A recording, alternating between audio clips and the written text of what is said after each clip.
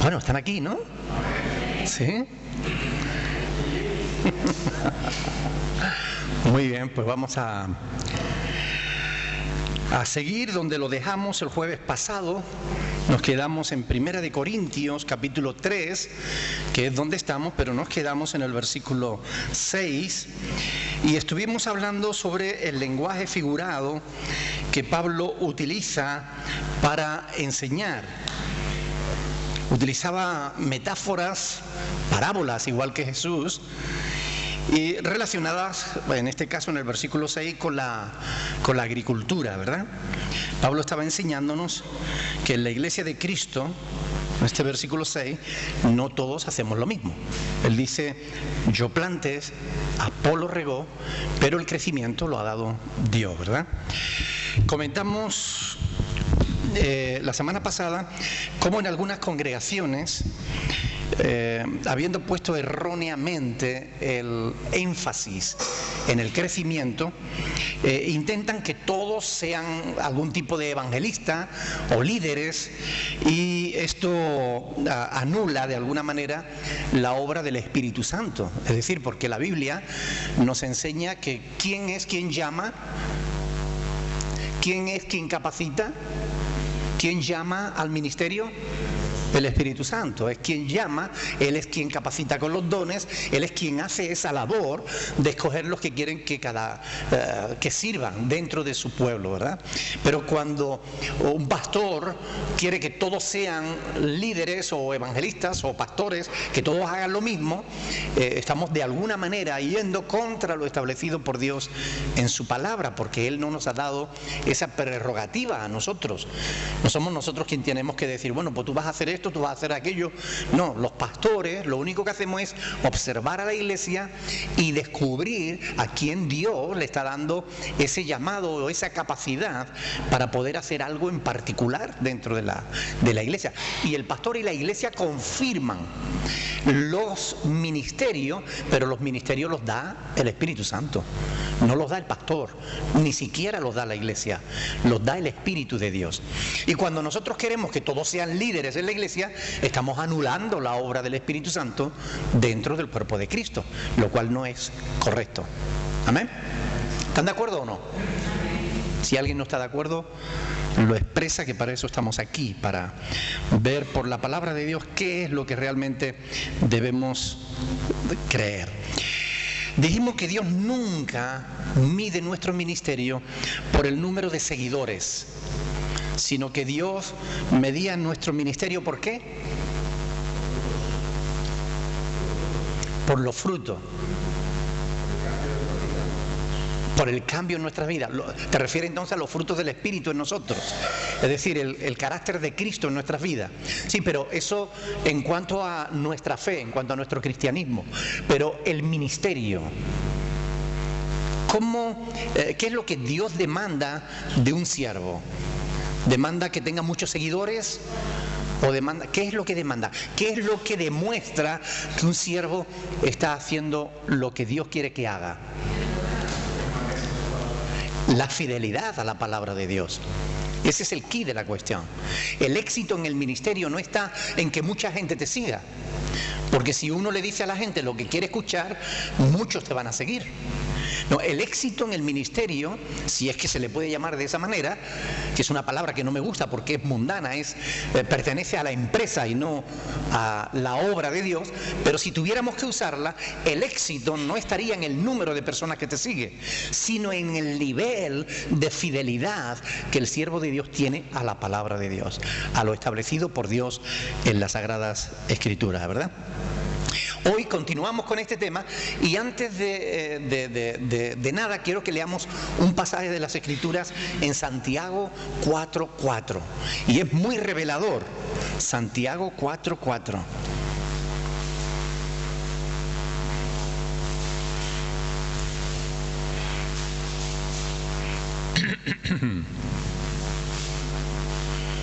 Este es un pasaje fuerte, porque está hablándole a cristianos. Santiago no le escribe al mundo, le escribe a la iglesia. Esta es una de las llamadas epístolas universales, es decir, que está dirigida a la iglesia en general. Y dice en el versículo 4, ¡oh almas adúlteras! ¿No sabéis que la amistad del mundo es enemistad contra Dios? Cualquiera pues que quiera ser amigo del mundo se constituye enemigo de Dios. Fíjense qué cosa, ¿no? ¿Ustedes creen que en algunas congregaciones se aprecia esto? El acercamiento al mundo, el querer ser amigo de las cosas del mundo, de las gentes del mundo, el aprecio por no sé, la importancia que se le da a veces a las visitas de las autoridades y de las cosas del mundo y todo esto, ¿verdad? No hay iglesias que se ven así, que quieren ser amigas del mundo. Pero la Biblia dice que quien se quiera hacer amigo del mundo se constituye en enemigo de Dios. Es la amistad de Dios la que tenemos que valorar y la que tenemos que buscar.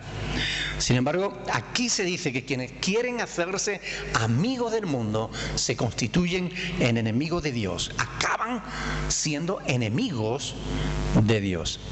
¿Saben cómo se nota? Porque al final, quienes quieren acercarse tanto al mundo, acaban pareciéndose al mundo. Más que una iglesia, parece algo del mundo. Más que un siervo de Dios, parece un empresario. Más que servir a Dios, parece que se sirve de Dios, ¿verdad? Y es que cuando se aproxima uno demasiado al mundo, acaba copiando los estilos, los modos, los métodos del mundo, de manera que se acaba siendo igual que el mundo. Y si la iglesia es igual al mundo, ¿qué sentido tiene la iglesia? La iglesia pierde su sentido cuando quiere parecerse al mundo. La iglesia tiene que parecerse ¿a quién? A Cristo. Claro. Esta es la realidad de lo que la palabra de Dios nos enseña. Ahora, con respecto a esto de lo que estuvimos hablando la semana pasada, ¿quién da el crecimiento? Dios. Por tanto, es Dios quien merece ser seguido, es Dios quien merece ser adorado, porque los pastores, por mucho éxito que tengamos, no debemos ser adorados. Y hay iglesias donde los pastores son verdaderos ídolos. Y esto está mal. El único que debe recibir realmente adoración, el único que merece ser dignificado dentro de la iglesia es Dios, no el hombre. No hay nada que nosotros podamos hacer por nosotros mismos. Cualquier cosa que hagamos es Dios haciéndola, buena me refiero, es Dios haciéndola en nosotros. Por tanto, no tenemos de qué gloriarnos, porque ¿qué tenemos que no hayamos recibido? Ya sea capacidad para predicar, para enseñar, para hacer cualquier cosa, ¿qué tenemos que no hayamos recibido? Cualquier cosa que tengamos, cualquier don, es un regalo que nos ha venido del Padre de las luces, de lo alto. Porque de lo alto viene todo don perfecto, toda buena obra, toda buena dádiva, desciende de lo alto, del Padre de las luces. Por tanto, la gloria tiene que ser para Él, nunca para el ser humano. Y esto es muy importante y a veces se olvida. El plantar y el regar son trabajos humanos. Pablo dice, yo planté, Apolo regó. Es decir, uno hace una cosa, uno evangeliza, el otro viene y discipula. Cada uno hace una labor. Pero el crecimiento no lo da ni Pablo, ni Apolo, ni yo, ni tú. Lo da Dios. El crecimiento lo da Dios. ¿Habrá algún fruto si Dios no actúa? ¿Habrá algún fruto si Dios no obra? Desde luego que no. Desde luego que no. Porque la iglesia es la obra de Dios. No es nuestra obra, es la obra de Dios. Él es el que actúa. ¿Podemos sostener esa verdad de una manera bíblica? Es decir, ¿podemos sostener bíblicamente que es Dios quien da el crecimiento, que es Dios quien hace la obra, que nosotros no debemos llevarnos gloria? ¿Podemos sostenerlo bíblicamente? ¿Se acuerdan de algún pasaje? Separados de mí nada podéis hacer, Juan 15, ¿verdad? Jesús es claro al respecto. Permaneced en mí y yo en vosotros. Pues separados de mí nada podéis hacer. ¿Qué sería de nosotros separados de Cristo? Bueno, pues seríamos como el mundo. Podemos ser un club social muy grande, podemos poner un letrero de iglesia, pero no seríamos iglesia. Seríamos una empresa, seríamos un club, seríamos cualquier cosa, pero no seríamos la obra de Dios. Porque el hombre no hace la obra de Dios, la hace Dios en el hombre, para que la gloria sea para Él. Amén. Fíjense en el Salmo 127, es un salmo hermoso que todos conocen. Vamos a leer el versículo 1 y 2.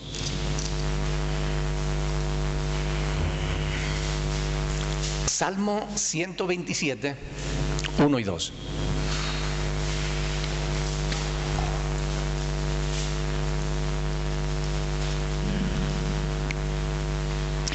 Ahí dice, si no usamos los métodos del G12, en vano trabaja.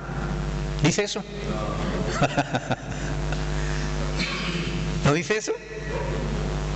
No dice eso, ¿verdad? Dice, si Jehová no edificare la casa, en vano trabajan los que la edifican. Y esto es muy importante. Da igual que tú trabajes, pero si Dios no está en ello, en vano trabajas. Si Jehová no guardare la ciudad, en vano vela la guardia. ¿Verdad? Fíjense en Hechos 2:47, lean conmigo. Hechos capítulo 2, verso 47.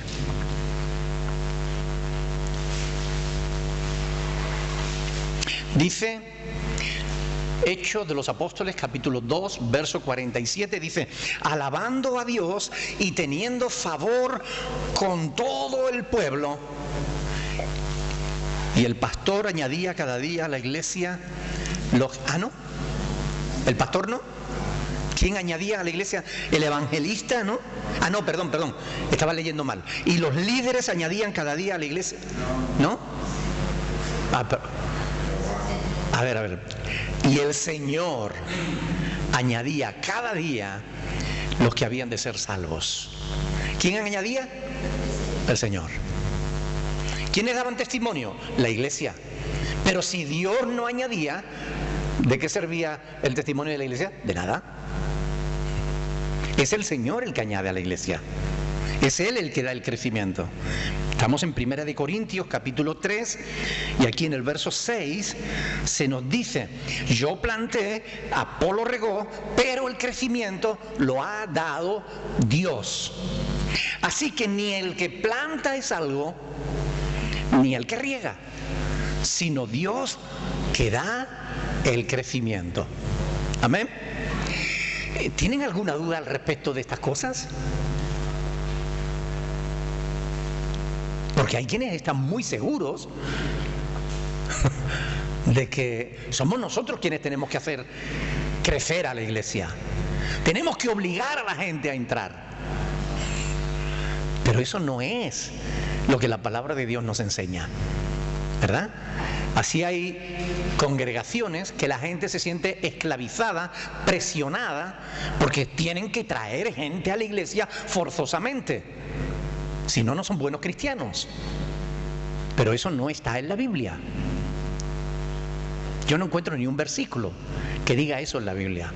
Encuentro estos que me dicen que es Dios el que añade cada día a la iglesia. Es Dios quien da el crecimiento. Esto sí es bíblico, ¿o no?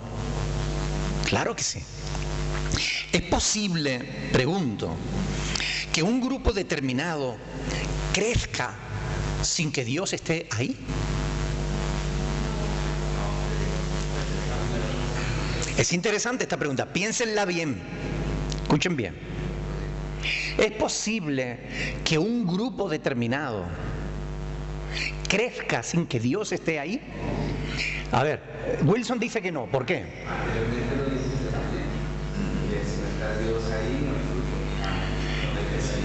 Bueno, si no está Dios, no crece la iglesia. Pero yo no estoy hablando de la iglesia, estoy hablando de grupos. No. ¿Perdón?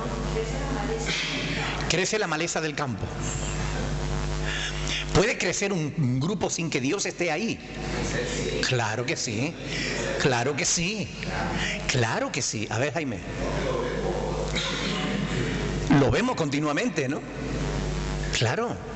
Hoy en día en el mundo se están construyendo muchas mega iglesias con miles y miles de personas, muchas de las cuales no han nacido de nuevo.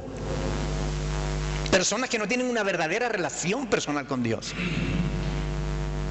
Porque a los pastores no les importan realmente esas personas.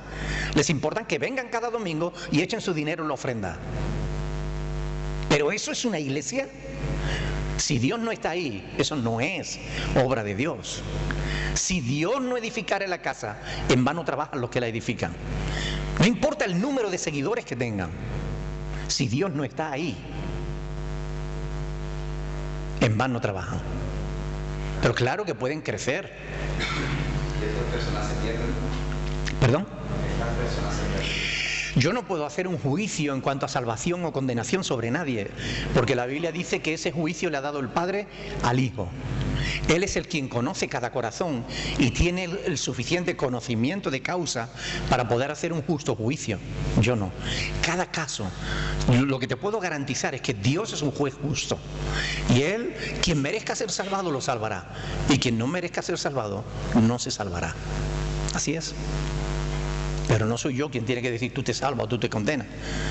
Porque la Biblia dice que ese juicio le ha dado el Padre al Hijo. Y tendremos que esperar entonces para verlo, ¿verdad? Pero claro, si le damos a la gente lo que quiere, si les acunamos con canciones de dormidera, claro que la gente viene y el número de miembros crece. Si les decimos lo que quieren oír, la gente viene a tropel. ¿No seguían multitudes a Jesús? ¿Porque les daba de comer? ¿Porque los sanaba? Pero cuando Jesús le puso condiciones, ¿qué hizo la gente?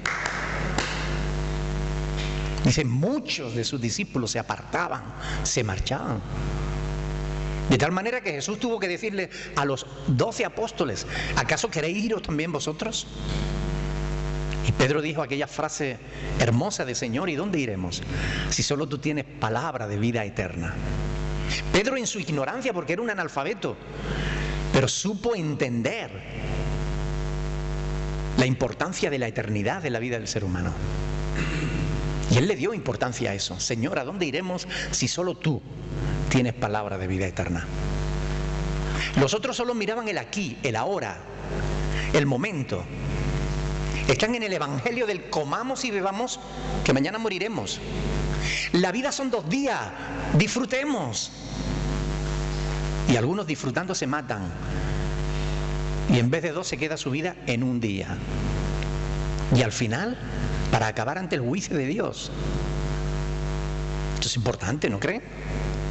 Pero claro que un grupo, démosle espectáculo y la gente vendrá. Rebajemos la moral y la gente entrará. ¿Por qué creen ustedes que las grandes religiones, los grandes grupos religiosos, aún evangélicos, están permitiendo que hombres homosexuales lleguen al ministerio? ¿Por qué creen ustedes? Porque rebajan la moral para que muchos puedan entrar.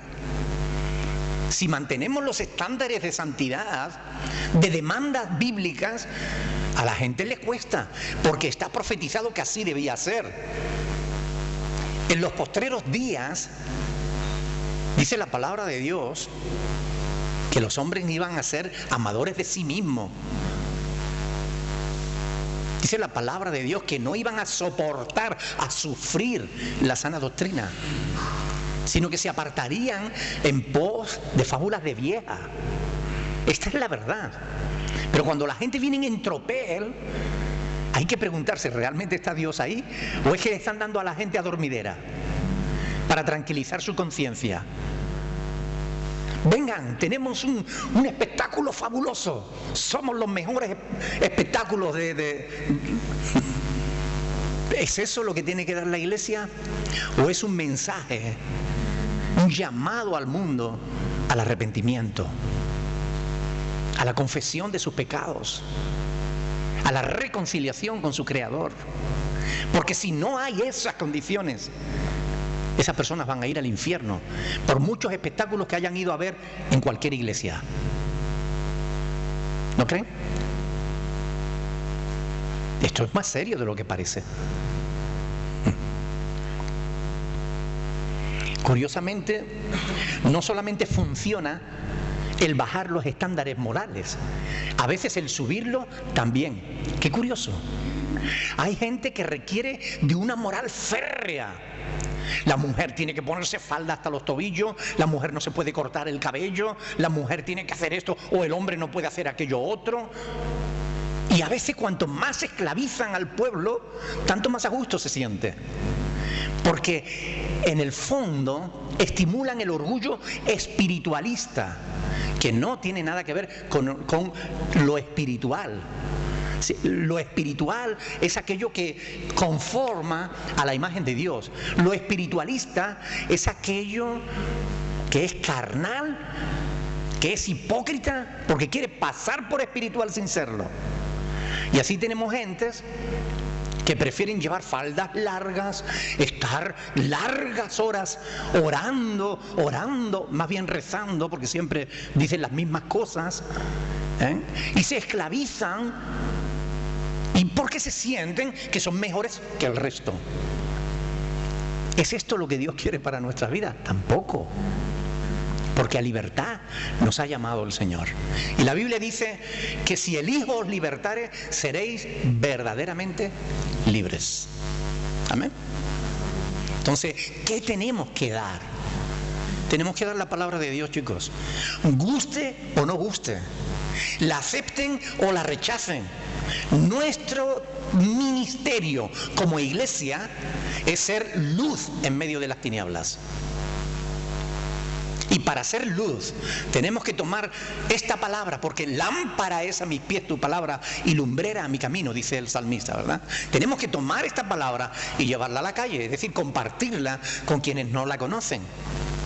Y cuando hacemos eso, cuando compartimos nuestra fe en la palabra de Dios, cuando compartimos nuestras experiencias en Cristo, ahí estamos siendo luz. Y algunos creen, y Dios los añade a la iglesia.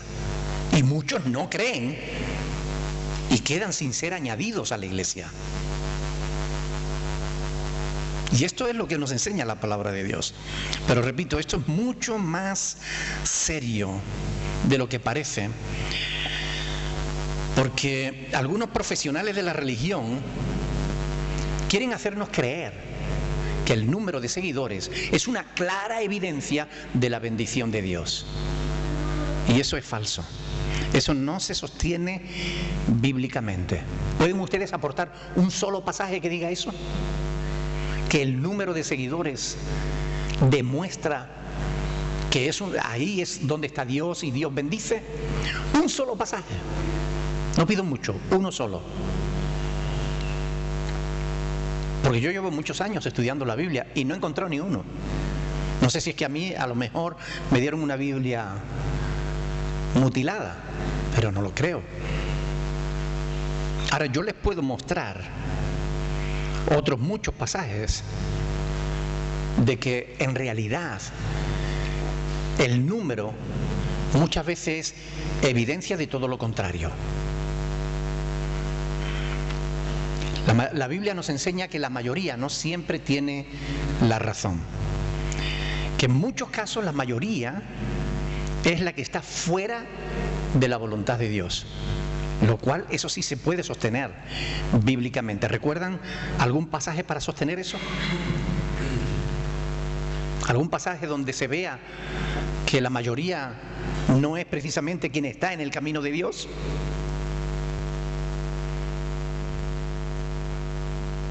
Porque lo hay, ¿eh?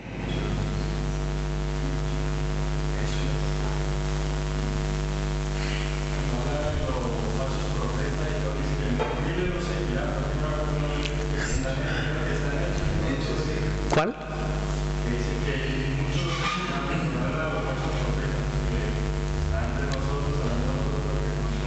muchos seguirán sus disoluciones. Segunda de Pedro 3 y también Primera de Timoteo. Pero miren, Mateo capítulo 27, versículo 20, vamos a leerlo. Mateo 27, 20.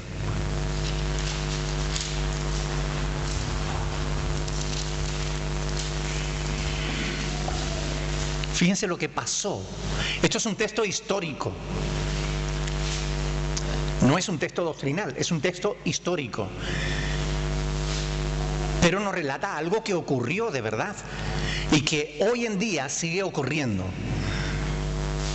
Dice el versículo 20, pero los principales sacerdotes y los ancianos persuadieron a la multitud, ¿para qué?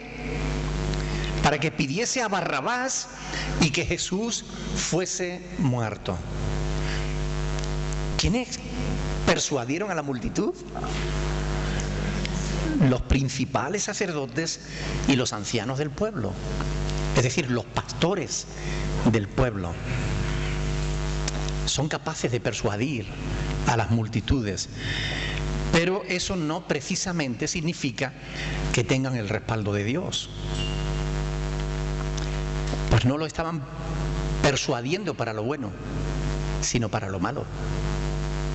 Y hoy en día hay muchos líderes religiosos con capacidad para persuadir a multitudes y alejarlas de Dios hacia un evangelio licuado, un evangelio pervertido. No que haya otro evangelio, sino que pervierten el evangelio de Cristo, porque lo mezclan con filosofías humanas, con psicología de hombres, con métodos empresariales y cuestiones que nada tienen que ver con la verdad de Dios. Vamos a ver otro pasaje en este mismo evangelio, Mateo capítulo 7. Y este es fuerte, ¿eh? Miren ustedes que clarito se ve aquí. Mateo capítulo 7, versículo del 13 al 14. Conocido, ¿verdad? Dice, entrad por la puerta estrecha, porque ancha es la puerta y espacioso que lleva a la perdición, y ¿cuántos? Muchos son los que entran por ella. Porque estrecha es la puerta y angosto el camino que lleva a la vida, y ¿cuántos? Pocos son los que la hallan. O sea, bíblicamente, los muchos no son evidencia de estar en la voluntad de Dios. Bíblicamente, los muchos son más bien evidencia de lo contrario. Y esto es importante tenerlo en cuenta. ¿No creen ustedes? Cuando los hombres dicen, aquí, mire el número que vemos aquí, aquí sí que está Dios. Cuidado, porque eso no es lo que dice la Biblia. La Biblia dice que donde van muchos es el camino ancho. ¿Y van a dónde? A la perdición. Eso es lo que dice la Biblia. Jesús mismo lo dijo. No lo digo yo, está escrito. Puede que no le guste a algunas personas escuchar esto, pero ¿es la verdad o no es la verdad? Lo es. Entonces, tenemos que asegurarnos de que estamos en el camino correcto. Tenemos que asegurarnos de que estamos viendo las cosas desde la perspectiva de Dios, no desde la perspectiva de los hombres. Tenemos que asegurarnos que estamos entendiendo la palabra de Dios como Dios quiere que sea entendida. Entonces, en ese caso, las iglesias, no sé, grande o ir multiplicando el sitio de la iglesia para que no se quede. ¿Perdón? En ese caso, la iglesia tendría que ser más pequeña o tendría que ser... Pregunta que si las iglesias tendrían que ser pequeñas. Una cosa es la iglesia de Cristo, la iglesia universal, y otra cosa son las iglesias locales. La iglesia de Cristo es enorme, está extendida en todo el mundo. Las iglesias locales forzosamente deben ser pequeñas, porque de lo contrario no podíamos cumplir Juan capítulo 10, donde se nos habla, y Cristo mismo es quien habla, diciéndonos que el pastor debe conocer a las ovejas y que las ovejas deben conocer al pastor. Y eso no se da en una iglesia grande, eso se da en iglesias pequeñas, donde el pastor sabe quién es la persona, sabe qué problemas pueda tener, puede estar ahí para ayudarle cuando lo necesiten. Pero si en una iglesia grande tú pides hablar con el pastor y te pasan primero por 15 personas y tardas 3 meses para poder hablar con el pastor, ya el problema que tenías hasta se te olvidó, porque Dios por misericordia te ayudó. Creo que bíblicamente, siempre tenemos que ir a la Biblia, bíblicamente, una iglesia demasiado grande no es la voluntad de Dios. Lo que pasa es que a los hombres les gusta ponerse medalla en el pecho. A los hombres les gusta decir, es que mi iglesia tiene tantos miembros. Y ahí es donde está el orgullo espiritualista. Pero si se mirara por las personas, si de verdad se le diera importancia a la gente, a las personas en cuestión, entonces las iglesias serían más pequeñas. Pero en una iglesia grande, la gente solamente es un medio para conseguir un fin. ¿Cuál es el fin de las iglesias grandes? Que el pastor tenga más prestigio, tenga más poder, tenga más fama, tenga más dinero. La gente solamente somos un medio. Al pastor de una iglesia grande, la gente le importa un bledo. Solamente piensa en sí mismo, en su orgullo espiritualista. Pero cuando son iglesias pequeñas, el pastor está pendiente de las ovejas y las ovejas conocen al pastor, y cuando le necesitan le llaman y el pastor está cerca porque está ahí, a pie de rebaño. Y cuando una iglesia pequeña crece, de manera natural puede dividirse en otra congregación más y se pone otros pastores. Pero claro, cuando lo que se pretende es el prestigio, entonces no se pueden ir porque son mis ovejas, cuando en realidad son de Cristo. ¿No cree? Uy, yo sé que esto levanta ampollas, pero es la verdad, ¿no? Y además una verdad una verdad no puede ser sostenida solo con un pasaje bíblico. Pero cuando hay tantos que lo hablan, cuando hay tantos que lo dicen, oiga, esto sí es verdad. El crecimiento no lo dan los hombres, el crecimiento lo da Dios. Y el número demasiado grande no significa que ahí esté Dios, significa más bien que van por el camino ancho. Y hay que volverse atrás para ver dónde nos desviamos del camino. Vamos a retomar las Sagradas Escrituras donde las dejamos. La iglesia es la obra de Dios. La obra de Dios, de quien nosotros solo somos. ¿Qué término usa ahí Pablo? Volviendo a 1 Corintios capítulo 3, ahí fíjense, en el versículo 5 dice, ¿qué pues es Pablo? ¿Qué es Apolos? Servidores. Servidores son los que sirven. Lo aclaro porque algunos dicen, yo soy el siervo. Y parece que más bien está diciendo, yo soy el que mando. Y eso no es. Oiga, servidores. Si de verdad somos siervos de Dios, estamos para servicio de Dios y de los demás. No para que los demás nos sirvan, ni Dios nos sirva. Que parece que a veces Dios está al servicio de algunos pastores. Oiga, no, somos servidores por medio de los cuales habéis creído. Versículo 9, ¿qué dice ahí? Porque nosotros somos colaboradores. ¿De quién? De Dios. Pero la obra es de Dios. ¿Ok?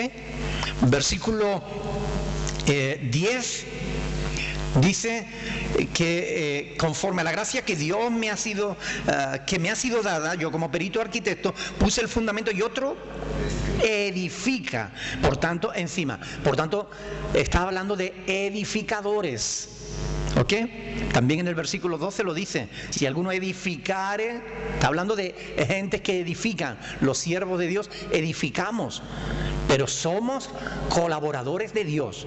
Es Dios el dueño de la obra, Él es el que manda. Nosotros tenemos que hacer aquello que Él nos manda, porque la autoridad de los siervos de Dios es una autoridad delegada. No es una autoridad soberana. ¿Quién tiene autoridad soberana? Dios. Y aparte de Dios, ¿quién más? Nadie. Todos los hombres tenemos autoridades delegadas. Se nos ha delegado autoridad para que nosotros hagamos ciertas cosas, no para que hagamos lo que nos dé la gana. Dios delega autoridad de los pastores para que los pastores cumplamos nuestro ministerio. Y después Dios juzgará si hemos hecho correctamente o no. Porque tendremos que dar cuenta. Escrito está en la palabra.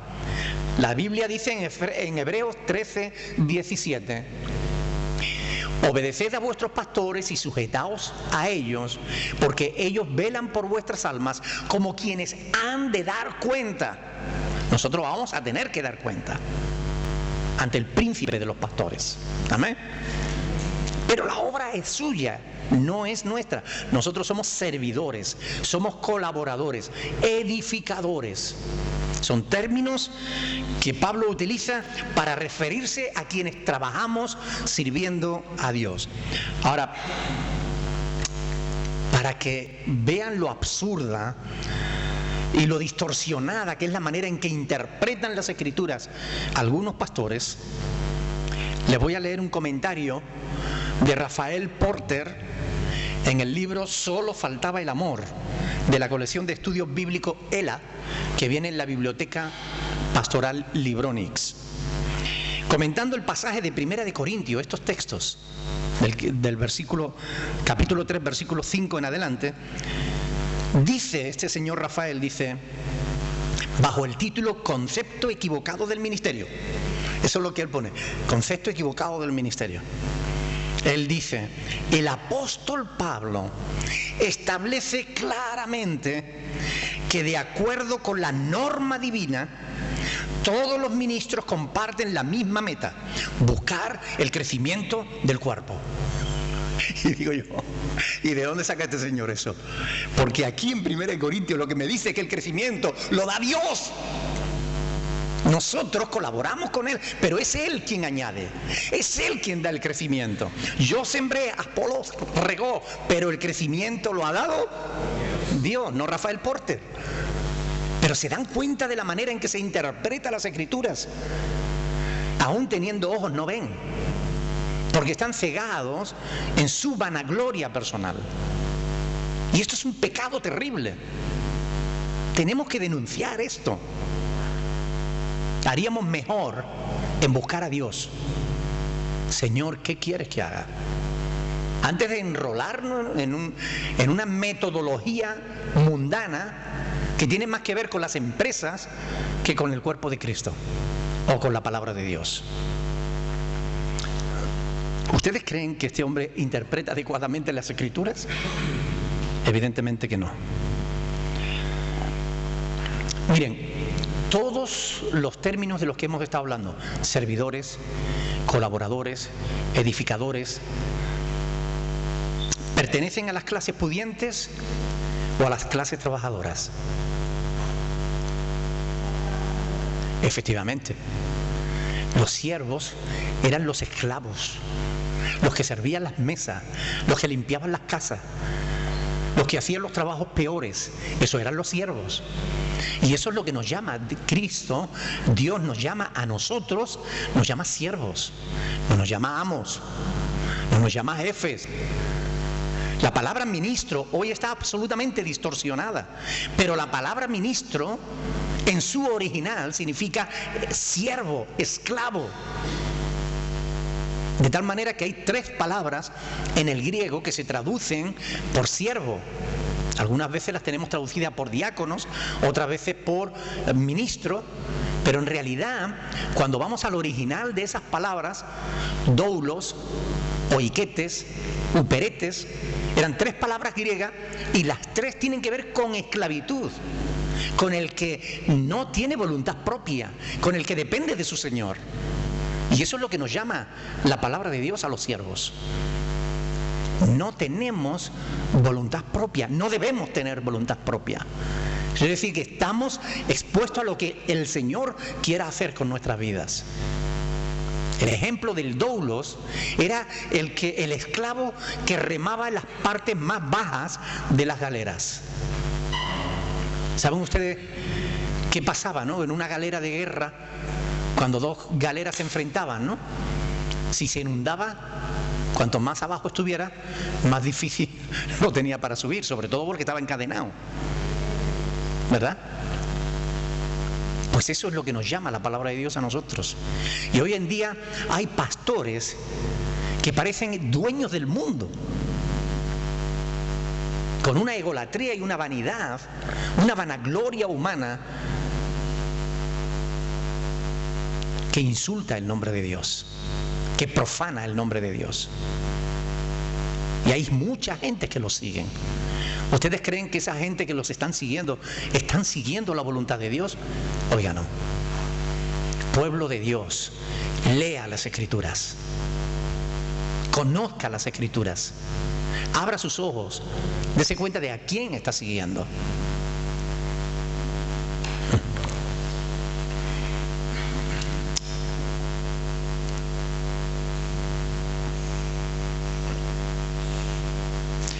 Los siervos de Dios no son los que mandan, sino los que sirven. No deben ser los que manden, sino los que sirvan. Lo triste es que la realidad es bien distinta. Hay siervos que de verdad parecen esclavistas más que esclavos.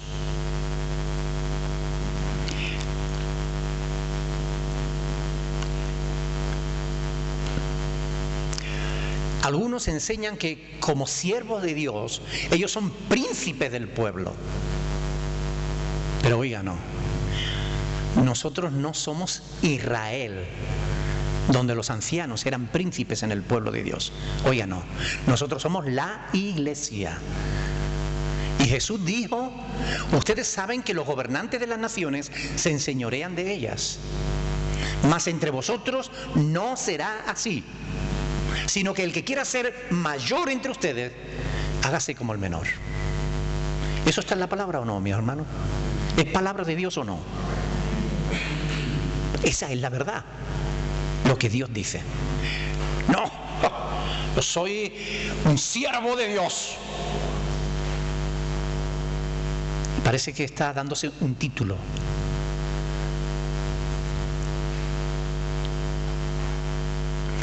Hoy nadie quiere ser siervo. Todos quieren verse a sí mismos como reyes, como príncipes, como cabezas y no colas. Reyes y sacerdotes. Actualmente, sin embargo, se comienza ya a oír hablar sobre la necesidad de que los líderes, aún en el mundo secular, de que es necesario que los que están al frente, los líderes, sean ejemplos de la grey. Curiosamente, es un principio bíblico, pero curiosamente lo están utilizando más en las empresas que en las iglesias. Se hace más énfasis en que los jefes tienen que estar al servicio de sus subordinados que en que la iglesia, el pastor, esté al servicio de la iglesia. Ahora, algunas iglesias, incluso neopentecostales, están hablando, cambiando su lenguaje, hablando de la necesidad de que el siervo de Dios sea ejemplo de la grey. Ahora, pero todavía hay pocos ejemplos prácticos de que eso se lleve a la práctica. Todavía muchos siguen pareciendo dueños de la iglesia en vez de siervos de Dios. ¿Quién es quién dentro de la iglesia? Versículo 7. Así que ni el que planta es algo, ni el que riega, sino Dios que da el crecimiento. ¿Quién es quién dentro de la iglesia? Nadie. Ninguno de nosotros somos nada. Hoy el Face está lleno de tarjetitas bonitas, con colores, con flores, algunas hasta con música. Tú vales mucho para Dios. La verdad es que nosotros no valemos nada para Dios. La verdad es que nosotros lo único que merecemos es la condenación eterna. Pero Dios, porque es misericordioso, por su gran amor con que nos amó, estando nosotros condenados, nos dio la libertad, nos dio la vida. por su gran amor, por su gracia, no porque nosotros valgamos mucho para Él. Nosotros no valemos nada, ni el barro del que estamos hechos. Esa es la realidad, que es bien distinta de las que nos quieren hacer creer. Internet está lleno de falsos mensajes positivistas. Tú vales mucho para Dios. ¿Dónde está eso en la Biblia? Los demás no valemos nada. Es Dios el único que es algo dentro de la iglesia. ¿Qué vamos a hacer nosotros comparado con Él? ¿Podríamos compararnos nosotros con el Señor? Sería absurdo, ¿no les parece? Totalmente absurdo. Por tanto, nada debemos esperar confiando en nosotros mismos, sino en Dios. Dios es el que da el crecimiento. Yo trabajo no confiando en mi fuerza, trabajo no confiando en mi sabiduría, trabajo confiando en que Dios dará el crecimiento. Y Dios lo da. De esta congregación se han ido muchas gentes. El año pasado se fueron muchísima gente. Unos volvieron para sus casas, otros para otros lugares, buscando mejor vida, pero se marcharon. Pero la congregación sigue adelante, sigue manteniendo su asistencia e incluso algunas veces subiéndola. ¿Ustedes creen que a mí me importa algo el número de personas que hay aquí? A mí lo que me preocupa es que las personas que están aquí cada día tengan mayor conocimiento de la verdad, cada día estén un poquito más cerca de Dios. Eso sí me preocupa. Me preocupa que cuando la gente se marchen de aquí a otros lugares, tengan la capacidad de discernimiento suficiente cuando escuchen a un predicador para saber si lo que le están diciendo es verdad o es mentira. Eso sí me preocupa. Porque a mí me preocupa la gente. Yo no estoy aquí por lo que la gente me pueda dar. Estoy aquí porque de verdad amo la obra de Dios. ¿Qué enseña el versículo 8? Y el que planta y el que riega son una misma cosa, aunque cada uno recibirá su recompensa conforme a su labor. Amén. ¿Qué enseña este verso? Que todo el que trabaje para Dios... Sí, pero antes, está unido. En realidad somos una misma cosa. Todos los que servimos a Dios, no todos los que se sirven de Dios. No tengo nada que ver con los que trabajan en TVN, en fin. Yo no tengo nada que ver con esos telepredicadores que se hacen ricos, que viajan en jet privado, que yo no tengo nada que ver con esos señores. A mí no me tocan nada, no son hermanos míos. Porque esos son falsos profetas, son gente que se sirven de Dios. Ahora, los que sirven a Dios, los que servimos a Dios, somos una misma cosa. Ni uno es más ni otro es menos, somos lo mismo. El que planta y el que riega son una misma cosa, lo dice la palabra, está aquí escrito. Cada persona que trabaje para Dios está unido a los otros que también trabajan para Dios. Somos una misma cosa. Y es verdad, cada uno recibirá su recompensa conforme a su labor. Deberíamos trabajar juntos, porque en realidad nadie puede hacerlo solo. Ahora, otra enseñanza que da este pasaje es que aunque trabajemos y colaboremos juntos, cada uno de nosotros será responsable del trabajo que haya hecho. Y tendremos que dar cuenta delante de Dios, directamente a Dios, por lo que hicimos y la manera en que lo hicimos. Conozco a un ministro bautista, a un misionero bautista, que debía enviar informes a Estados Unidos, informes mensuales. Cada cierto tiempo tenía que enviar un informe a Estados Unidos. Eso siempre le dio problemas. Al principio él intentó ser sincero, pero cuando le exigían resultados para seguir enviándole su jornal, su salario, el que le permitía vivir en España educar a sus hijos aquí, comenzó por exagerar un poquito las cifras. Más tarde, cuando empezó a recibir visitas de Estados Unidos, y al ver que no había la gente que él decía que había, comenzó pues a sacar gente de otras congregaciones.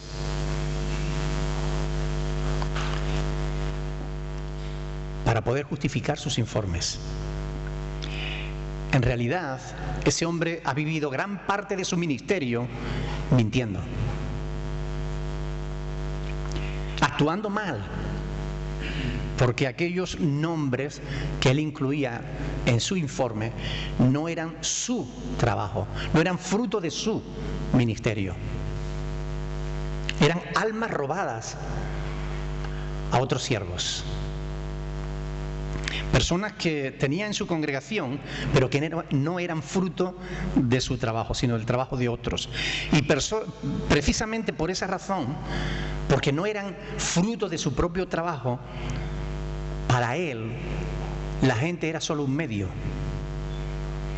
De manera que no les importaban las personas en realidad. Así que solo las utilizaba y después, cuando ya no le eran necesarios, los abandonaba. Se tenía que trasladar, dejaba el grupo, lo dejaba abandonado y se iba a otro lugar a continuar con la misma tarea. Yo quiero decirles algo, nosotros podemos engañar a los hombres, pero el que va a juzgar nuestra tarea es Dios. Y a Él no hay nadie que le engañe. La Biblia dice, no os engañéis, Dios no puede ser burlado.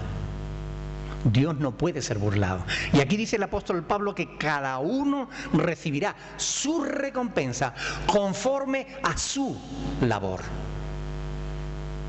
Y yo creo en esto. Yo creo en la palabra de Dios. No conforme a las medallas que se haya colgado, sino conforme a lo que de verdad hizo para Dios. Amén. ¿Alguna pregunta? Está calladito hoy, ¿eh? Está muy serio el tema, ¿no? Vamos a leer los versículos del 9 al 15. Primera de Corintios 3, del 9 al 15, dice: porque nosotros somos colaboradores de Dios y vosotros sois labranza de Dios, edificio de Dios. Conforme a la gracia de Dios que me ha sido dada, yo como perito arquitecto puse el fundamento y otro edifica encima. Pero cada uno mire cómo sobreedifica. Porque nadie puede poner otro fundamento que el que está puesto, el cual es Jesucristo.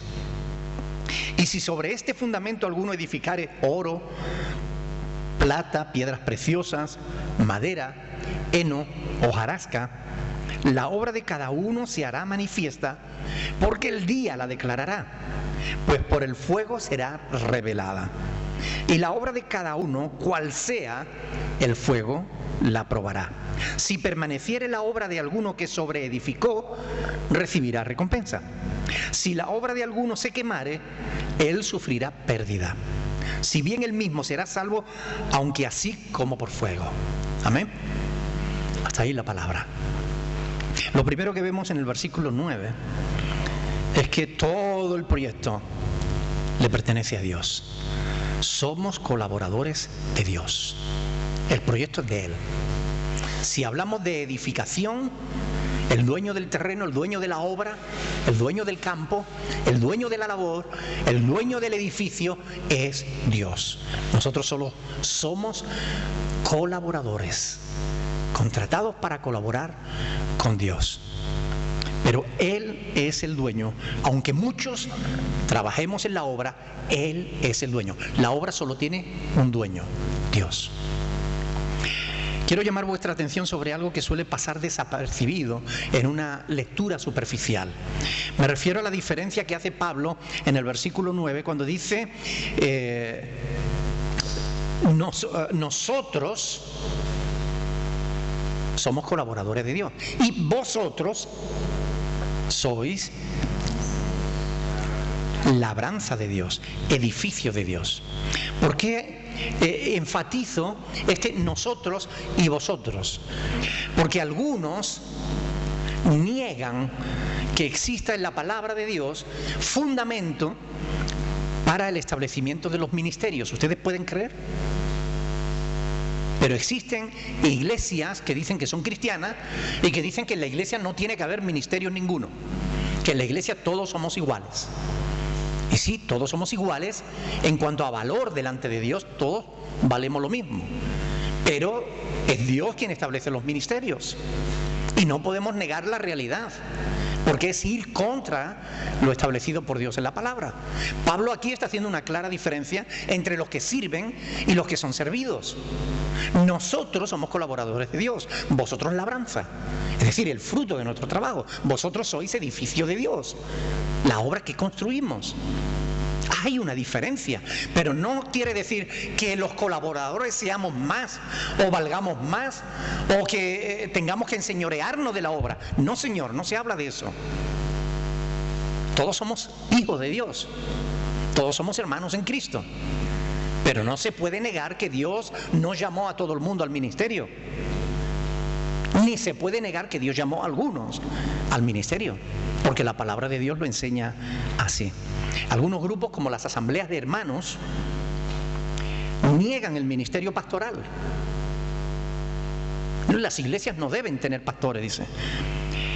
Cualquier diferenciación entre los miembros del cuerpo de Cristo a ellos les parece una aberración, aunque únicamente en teoría. Porque en la práctica todas las asambleas de hermanos tienen un grupo que ellos le llaman ancianos. Pero en todas las congregaciones que yo conozco, al menos de las asambleas de hermanos, y conozco unas cuantas, siempre hay uno que es quien realmente tiene la voz cantante. Lo cual quiere decir que hay uno que está ejerciendo la labor pastoral, aunque tenga gentes, otros ancianos, que hacen de copastor o de colaborador con el pastor. Pero en realidad siempre en todas las congregaciones hay uno que es el que de alguna manera se le reconoce mayor autoridad por su conocimiento en la palabra, por el tiempo que llevan en el Señor, por lo que sea, por la habilidad que tiene para poder dirigir. Ahora, ¿qué es lo que nos enseña la palabra? Nosotros como miembros todos somos iguales. Ni la mano le puede decir al pie, no te necesito, ni la oreja al ojo, no tengo necesidad de ti. Todos somos iguales delante del Señor, todos somos necesarios. Pero pasajes como este nos dejan ver con claridad que Dios estableció los ministerios. Y estos tienen una clara funcionalidad dentro de la Iglesia de Cristo. Y la tienen por la soberana voluntad de Dios. A mí me gustaría preguntarles, ¿conocen algunos pasajes donde se pueda ver que realmente Dios llamó al ministerio a algunos y no a todos? ¿Conocen algunos pasajes o no? Hay muchos. Díganme uno.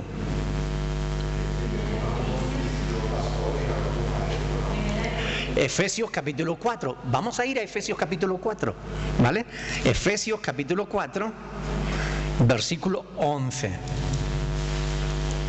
Ahí dice la palabra de Dios lo que dice, lo que estaba citando ahora el hermano Jaime de memoria. Ahí está hablando de Cristo, dice, y Él mismo, el Señor, constituyó a unos apóstoles. ¿Los constituyó a todos apóstoles? No, a unos. A otros profetas, a otros evangelistas, a otros pastores y maestros, a fin de perfeccionar a los santos para la obra del ministerio. Es decir, a unos Dios instituye como apóstoles, a otros como profetas, a otros como evangelistas, a otros como pastores y maestros, para que sirvan a la congregación, a la iglesia.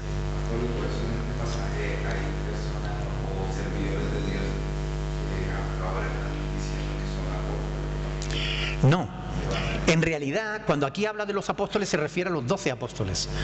No se refiere a que en el día de hoy pueda haber apóstoles, porque Cristo solamente llamó a 12. Nos llamamos a más, nos llamó a 13, ¿no? Porque sabemos que uno de ellos se ahorcó, que era Judas, ¿verdad? Y entonces llamó a Pablo. Ahí está, pero en realidad los hombres que se autoproclaman apóstoles hoy son falsos maestros, falsos profetas, gente que quieren servirse de Dios, comerciantes de la fe, pero no tienen sostén bíblico para sostener el ministerio apostólico hoy. Porque si los apóstoles sirvieron para poner el fundamento y el fundamento ya está puesto, ¿para qué necesitamos apóstoles hoy? Y la Biblia lo dice, aquí en esta misma epístola, Efesios capítulo 2, versículo 20, dice que la iglesia está edificada sobre el fundamento de los apóstoles y profetas. Y nadie puede poner otro fundamento, lo vamos a ver ahora en el versículo 11 de 1 Corintios 3. Nadie puede poner otro fundamento, el cual es Cristo. Claro. Ahora, hay varios pasajes que nos hacen ver que realmente Dios instituyó los ministerios. Pablo, aparte de que esté haciendo aquí en 1 Corintios 3 una diferencia, cuando él dice, yo como perito arquitecto, ¿todos fueron peritos arquitectos en la iglesia de Corinto? No, solamente él fue perito arquitecto porque él fue quien la fundó y quien sentó las bases. ¿Qué pasaría si en una iglesia todos quieren dirigir? ¿Funcionaría mejor? No, sería un desastre. 1 Corintios capítulo 12, versículo 19. Fíjense lo que dice aquí el apóstol Pablo. 12, 19. Vamos a leerlo el 18 también, 18 y 19. Mas ahora Dios ha colocado los miembros, cada uno de ellos en el cuerpo, como Él quiso. ¿Está claro o no está claro? Porque si todos fueran un solo miembro, ¿dónde estaría el cuerpo? ¿Está claro o no está claro? Si todos somos jefes, ¿dónde están los indios? Ahora,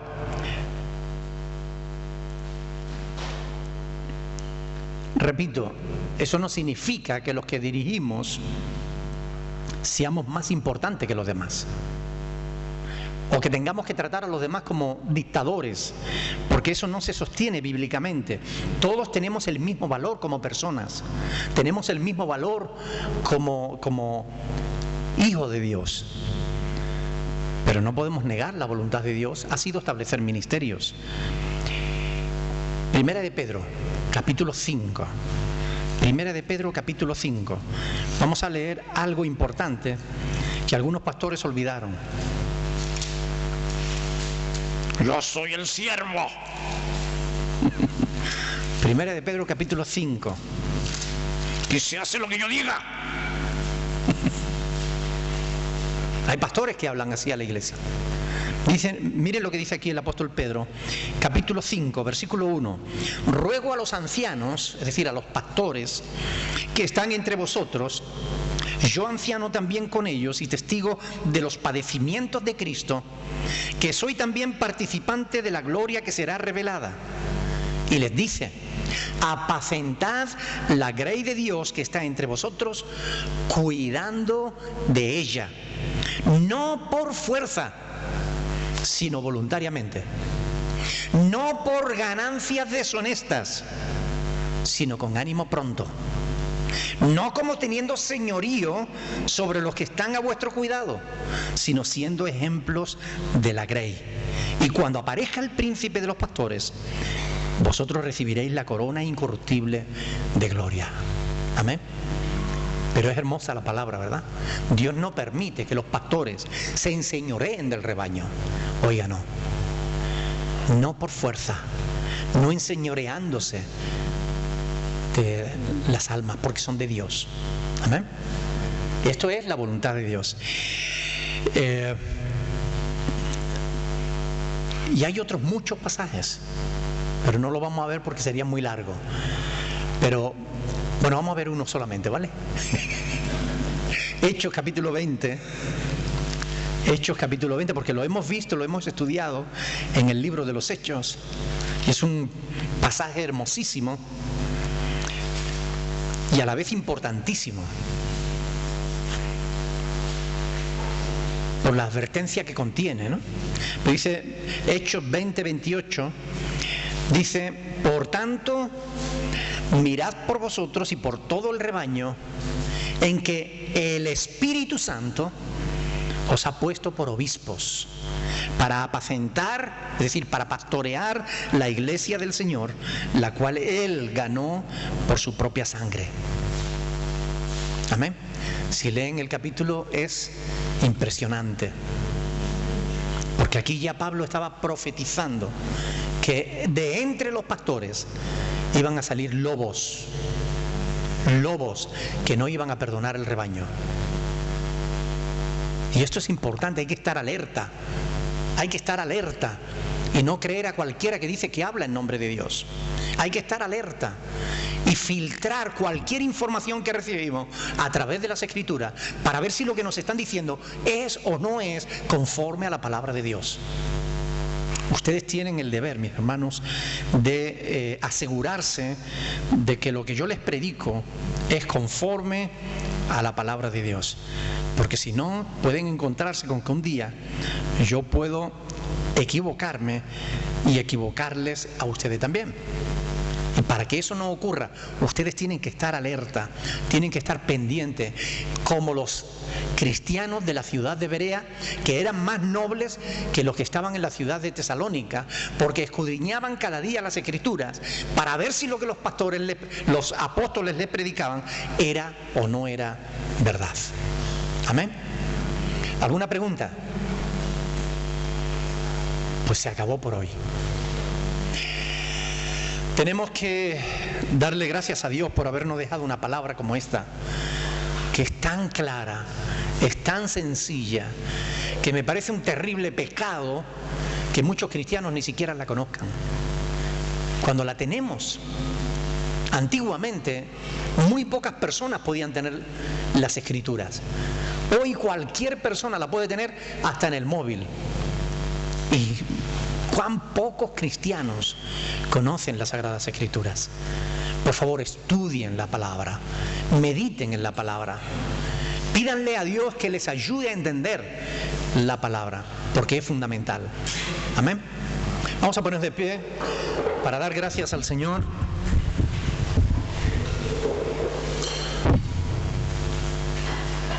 Me gustaría que alguna persona, por favor, nos despidiera en oración, dándole gracias a Dios por el estudio de su palabra.